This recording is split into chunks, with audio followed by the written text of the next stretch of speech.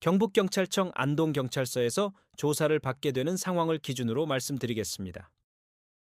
안녕하세요. 법률사무소 아신입니다. 경찰 출석 요구를 받으면 대부분 가서 사실대로 이야기하면 되지 않을까라고 생각합니다. 그런데 수사는 이미 고소장, 참고인 진술, 제출된 자료를 중심으로 일정한 틀이 잡혀 있는 경우가 많습니다. 그래서 조사 당일의 답변보다 그 전에 사건을 어떻게 정리했는지가 더 중요합니다. 형사사건은 죄명보다 쟁점이 핵심입니다. 절도는 점유와 고의, 성매수는 대가성과 인식, 성범죄는 진술의 일관성과 객관적 정황, 보험 사기는 자금 흐름과 공모 관계가 중요합니다. 본인은 충분히 설명했다고 느끼지만 조서에는 일부 문장만 남습니다. 어이없죠. 그런데 그 한 문장이 전체 취지처럼 해석될 수 있습니다. 그래서 사실관계 시점 증거를 나누어 진술 구조를 먼저 설계합니다.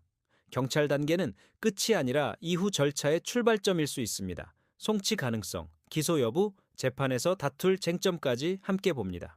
인정할 부분과 다툴 부분을 구분하지 않으면 이후 대응이 꼬일 수 있습니다.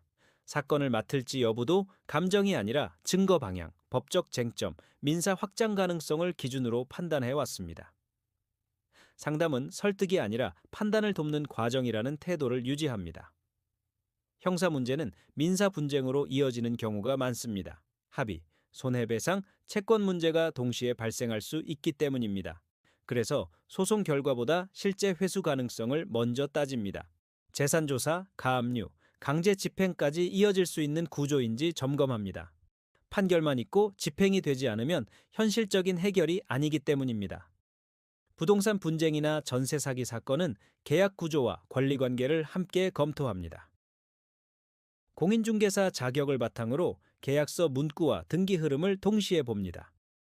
가사 사건 역시 감정 대응이 아니라 장기적인 이해관계를 중심으로 설계합니다.